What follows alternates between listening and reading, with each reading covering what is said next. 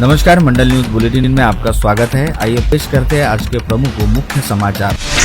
पुणे से अमरावती आ रही Pune Amravati express train की बोगी नंबर B2 में यात्रा कर रहे रमेश महादेव चौधरी नामक 75 वर्षीय यात्री की यात्रा के दौरान ही ट्रेन के शौचालय में मौत हो गई। इस बात का खुलासा उस समय हुआ जब शौचालय में गए रमेश चौधरी काफी समय तक बाहर नहीं आए और शौचालय का दरवाजा भीतर से बंद रहने पर जब अन्य यात्रियों ने बाहर से दस्तक देते हुए आवाज लगाई तो अंदर से कोई प्रतिसाद नहीं मिला, जिसके बाद उस बोगी के यात्रियों द्वारा इसकी सूचना अकोला GRP को दी गई और ट्रेन के अकोला पहुंचते ही रेलवे पुलिस ने B2 बोगी के शौचालय का दरवाजा तोड़कर खोला, जहाँ पर रमेश चौधरी अचेत पड़े थे, जिन्हें तुरंत अकोला के सरकारी अस्पताल ले जाया गया, लेकिन तब तक उनकी मौत हो चुकी थी। पता चला है कि रमेश चौधरी मूलतः अमरावती जिले के निवासी थे और विगत कुछ समय से अपने बेटे राहुल चौधरी के साथ पुणे में रह रहे थे, जहां से किसी काम के चलते हुए ट्रेन में सवार होकर अमरावती आ रहे थे, लेकिन बीच रास्ते में रमेश चौधरी का निधन हो गया। अकोला GRP ने रमेश चौधरी के शव को जिला अस्पताल पहुंचाने के साथ ही इसकी सूचना पुणे में रहने वाले उनके बेटे राहुल चौधरी को दी, साथ ही ट्रेन को आगे की यात्रा के लिए रवाना किया।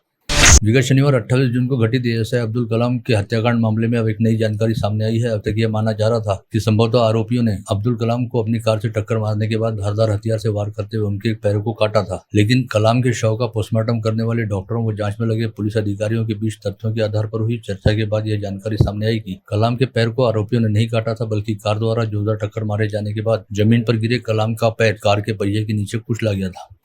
राजेपेट थाना क्षेत्र के छत्तीस तालाब में गुरुवार की सुबह बरामद युवक की शव की पहचान केडिया नगर निवासी विजय इंगले के तौर पर हुई। पुलिस ने उसके मामा प्रकाश कसेकणे की रिपोर्ट के आधार पर मर्ग दाखिल किया। प्रकाश कसेकणे ने पुलिस को बताया कि विजय इंगले पेंटिंग का काम किया करता था और उनके घर के पास ही अपनी मां संगीता, बहन प्रियंका और दादी कुसुम के साथ रहता था। 1 जुलाई की रात 9 बजे वो घर से बिना किसी को बताए निकल गया था। 2 जुलाई को उसकी खोजबीन की गई, उसका मोबाइल फोन भी बंद आ रहा था। वहीं गुरुवार की सुबह खोजते खोजते छत्तीस तालाब के पानी में विजय इंगले का शव दिखाई दिया।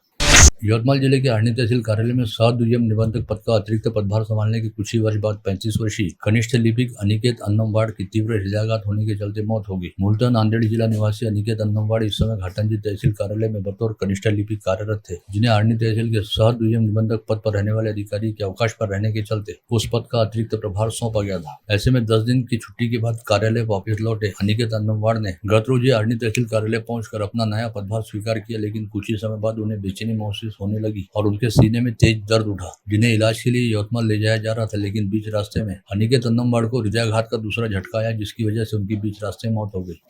वाशिम जिले से होकर गुजरने वाले समृद्धि एक्सप्रेसवे पर हुए भीषण हादसे में नागपुर जिले के उमरेड निवासी एक ही परिवार के 4 लोगों की मौत हो गई। मृतकों में 3 महिलाओं व 1 पुरुष का समावेश है। वहीं इस हादसे में कार चालक चेतन हेलगे गंभीर रूप से घायल हुआ। पता चला कि उमरेड में रहने वाले जायसवाल परिवार के चारों सदस्य एक पारिवारिक कार्यक्रम में शामिल होने के लिए पुणे गए थे, जहाँ से वे गुरुवार को अपनी कार में सवार होकर नागपुर की ओर लौट रहे थे और रात 8 बजे के आसपास जायसवाल परिवार की कार वाशिम जिला अंतर्गत समृद्धि एक्सप्रेसवे पर अनियंत्रित होकर रोड डिवाइडर से टकरा गई। बुल्ढाना जिलाधीश कार्यालय के सामने एक व्यक्ति ने आत्मदहन करने का प्रयास किया। इस समय बुल्ढाना शहर पुलिस थाने के कर्मचारियों द्वारा समय रहते दिखाई गई तत्परता के चलते संभावित अनर्थ टल गया। आत्मदहन का प्रयास करने वाले व्यक्ति का नाम प्रदीप गोरे बताया गया, जो पेशे से ई-रिक्शा चालक है और उसने अपने सहित अपने समव्यवसायी 40 लोगों पर हो रहे अन्याय के खिलाफ यह कदम उठाया था।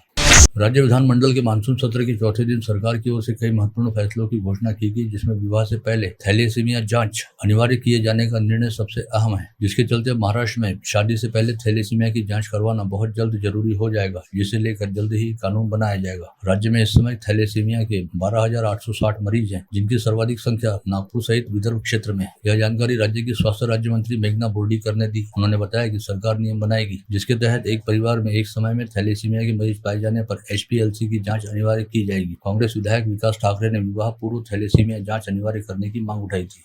अमरावती महानगर पालिका की आय को बढ़ाने हेतु मनपा आयुक्त व प्रशासक सौम्या शर्मा ने बेहद धीर गंभीर व प्रभावी कदम उठाने शुरू किए, जिसके तहत संपत्ति कर के अलावा आय के अन्य स्रोतों पर ध्यान केंद्रित करने के निर्देश जारी करने के साथ ही आयुक्त सौम्या शर्मा ने अपनी अध्यक्षता के तहत विभाग प्रमुखों की समिति गठित करने का निर्णय भी गत रोज हुई बैठक में लिया। इस बैठक में मनपा के विभिन्न कामों का जायजा लेने हेतु आयुक्त द्वारा अधिकारियों व विभाग प्रमुखों के साथ मनपा की आमदनी व खर्च सहित प्रलंबित देवकों पर भी विचार मंथन किया गया। इस बैठक में आयुक्त सौम्या शर्मा ने इस बात को लेकर भी आश्चर्य जताया कि विगत 3 वर्ष के दौरान मनपा में ठेका नियुक्त कर्मचारियों की संख्या में अच्छा खासा इजाफा हुआ है। ऐसे में अब मनपा के विभिन्न विभागों में आवश्यक रहने वाले कर्मचारियों की जानकारी हासिल कर इस बात का जायजा लिया जाएगा कि मनपा में कितने मनुष्य बल की जरूरत है, जिसके बाद अतिरिक्त कर्मचारियों के बारे में विचार किया जाएगा। शहर के ख्यातनाम जाजोदिया परिवार की बहू राधा तन्मय जाजोदिया ने इंडोनेशिया दूतावास द्वारा आयोजित प्रतिभा शोध परीक्षा में ग्रैंड चैंपियन बनकर सफलता प्राप्त की। उन्होंने इंडोनेशियन संस्कृति के अनुरूप रामायण, महाभारत, यज्ञकर्ता, जावानी, सुमात्रन आदि में नृत्य की प्रस्तुति दी और 300 से अधिक प्रतिभागियों में बेहतर प्रदर्शन कर दिखाया।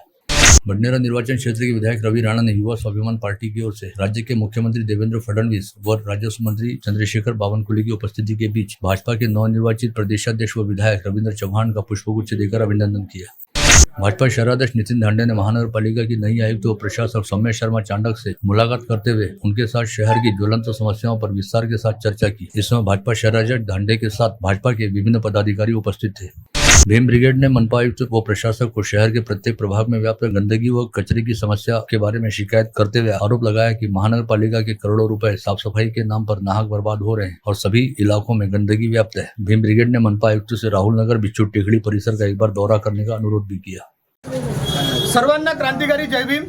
आज भीम ब्रिगेड महाराष्ट्र संघटनेच्या वतीने आम्ही गेल्या 2 महिन्यापासून हे असे पूर्ण झाडं तुम्ही बघत आहे, असे पूर्ण डांगा ह्या अशा पूर्ण रोडवर पडलेल्या आहे आणि नेहमी मी SI असतील, जीवन राठोड असतील, त्याच्यानंतर लकी काय नाव आहे त्यांचे ते असतील, या सर्व लोकांना मी नेहमी फोन करत आहे।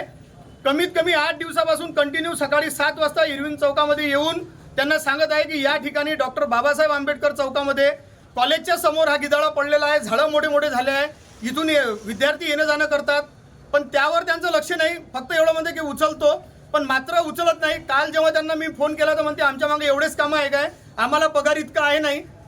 मात्र त्यांना हे सांगतो की इथून झाडझूड करा, ते म्हणते आमच्याकडे कर्मचारी नाही।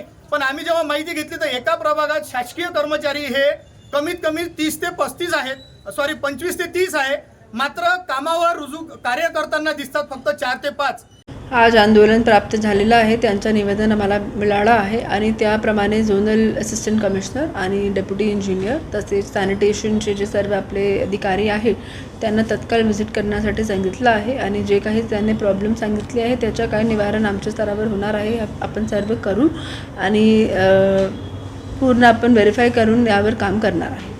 राज्य में बैंकों द्वारा किसानों से की जा रही कर्ज वसूली को लेकर संतप्त होते हुए प्रहार जनशक्ति पार्टी के मुखिया व पूर्व मंत्री बच्चू कडू ने आज अचानक ही मुंबई में मंत्रालय के पास स्थित भारतीय स्टेट बैंक के मुख्य कार्यालय के समक्ष आंदोलन करना शुरू किया और बच्चू कडू व उनके समर्थकों ने SBI मुख्यालय परिसर के भीतर घुसने का प्रयास किया। बच्चू कडू समर्थकों द्वारा अचानक शुरू किए गए इस आंदोलन के चलते मुंबई पुलिस के हाथ पांव फूल गए थे और मुंबई पुलिस ने SBI मुख्यालय के सामने तगड़ा बंदोबस्त तैनात करते हुए प्रदर्शनकारियों को अपनी हिरासत में लिया। इस समय पूर्व मंत्री बच्चू कडू द्वारा चेतावनी दी गई कि जब तक कर्ज माफी की घोषणा नहीं होती तब तक पुराने कर्ज की जबरन वसूली करने का प्रयास करने वालों को उल्टा टांगा जाएगा।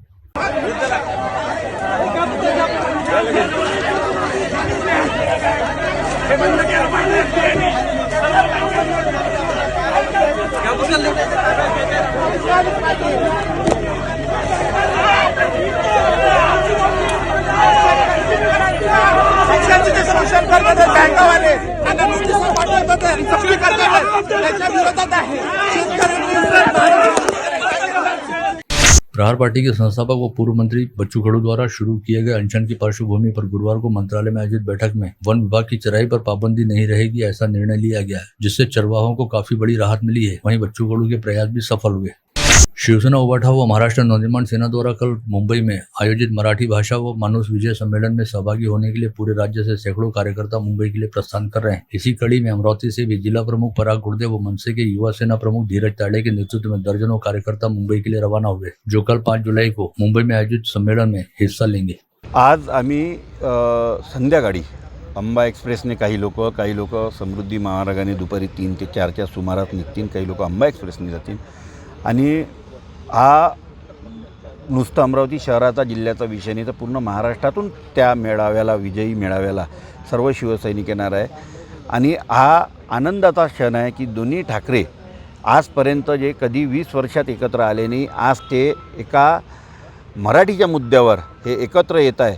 त्यासाठी आम्ही सर्वजण त्यांच्याही स्वागतासाठी आणि मराठीच्या स्वागतासाठी आम्ही सर्वजण एकजुटीनं ताकदीने इथून जाणार आहोत। मराठीचा मुद्दा सन्माननीय साहेबांनी जो रेटून लावला होता त्या मराठीच्या मुद्द्याला सगळ्यांनी प्रतिसाद देऊन पाठिंबा दिला। महत्त्वाचा मुद्दा म्हणजे ठाकरे बंधूंनी, उद्धव साहेबांनी पाठिंबा देऊन हे केला व तो GR या शासनाला रद्द करावा लागला. कारण की 5 तारखेला जो विराट मोर्चा निघणार होता, ह्या विराट मोर्चाला ते विराम करण्यासाठी भारतीय जनता पार्टी असो किंवा राज्य शासनातलं जे सरकार आहे त्यांनी हा GR रद्द करून तो पूर्णपणे हे केला. हा मराठी माणसाचा खूप मोठा विजय झाला आणि या मराठी माणसाचा विजयाचा जल्लोष उद्या साजरा करण्यासाठी आम्ही महाराष्ट्र सैनिक मुंबईला रवाना होत आहे व सुवर्ण क्षणाचे साक्षीदार होण्यासाठी आम्ही मुंबईला रवाना होत आहे.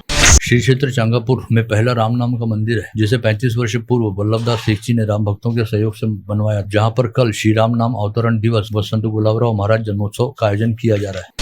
शहर की कानून व्यवस्था बाधित रखने के साथ ही बाल अपराधियों को आश्रय देने वालों के नाम उजागर कर उनके खिलाफ कड़ी कार्रवाई की जाएगी. इसके अलावा संपत्ति के मामले रोकने व संपत्ति से संबंधी अपराध उजागर करने के लिए प्राथमिकता से प्रयास किए जाएंगे. ऐसा प्रतिपादन शहर पुलिस के नवनियुक्त उपायुक्त श्याम घुगे द्वारा किया गया. पुलिस उपायुक्त श्याम घुगे बुधवार को अमरावती शहर पुलिस आयुक्तालय में कार्यरत हुए, जिन्हें पुलिस आयुक्त अरविंद चावरिया ने जोन 2 की जिम्मेदारी सौंपी है. इस जोन में राजापेट, कोतवाली, कोल्हापुरी गेट और भातकुली ऐसे 4 पुलिस थानों का समावेश है.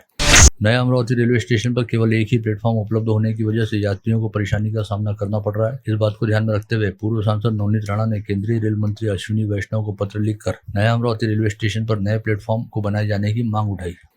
सिटी कोतवाली अंतर्गत गुलशन टावर के पीछे कोठारी के गोदाम में रखे लाखों रुपयों के AC तथा RR कंपनी के केबल वायर व अन्य सामग्री की चोरी में कोतवाली पुलिस ने कार्रवाई करते हुए 2 आरोपियों को धर दबोचा, जिनसे 2,65,000 रुपये का माल बरामद किया गया. 2-3 वर्ष पहले स्थापित नीरज कोऑपरेटिव निधि नामक बैंक ने नेर पिंगलाई के व्यापारी व गरीब किसानों के पैसे का अपहार किया और शाखा प्रबंधक पडोले ताला जड़कर फरार हो गए. ऐसी शिकायत पुलिस थाने में दर्ज कराई गई. शिरखेड़ के थानेदार सचिन लुले ने करीब 1 करोड़ का घोटाला होने का अंदेशा जताते हुए अनुमति के लिए मामला अमरावती अपराध शाखा को भेजे जाने की जानकारी दी. चांदू रेलवे से बेलोरा जा रही ST बस को टर्न करते समय एक बस पेड़ से टकरा गई. यह हादसा 27 जून की रात चिंगा देवी फाटे पर घटित हुआ. इस हादसे में 9 यात्री घायल हो गए. तलेगांव दशासर पुलिस मामले की जांच कर रही है. धारणी प्रकल्प कार्यालय अंतर्गत अंजनगांव सूजी तहसील के कारला गांव स्थित अनुदानित आश्रम शाला में रहने वाली अनीता रामसिंह बिबेकर नामक सिकल सेल ग्रस्त छात्रा की विगत 2 जुलाई को जिला सामान्य अस्पताल में इलाज के दौरान मौत हो गई. बुल्ढाना जिला अंतर्गत संग्रामपुर स्थित शेंबा गांव की निवासी अनीता बिबेकर कक्षा 10वीं की छात्रा थी. अपराध शाखा ने गोपनीय जानकारी के आधार पर मनीष माहुलकर नामक आरोपी को बेलपुरा परिसर से हिरासत में लिया, जिसके पास से एक दुपहिया भी बरामद की गई.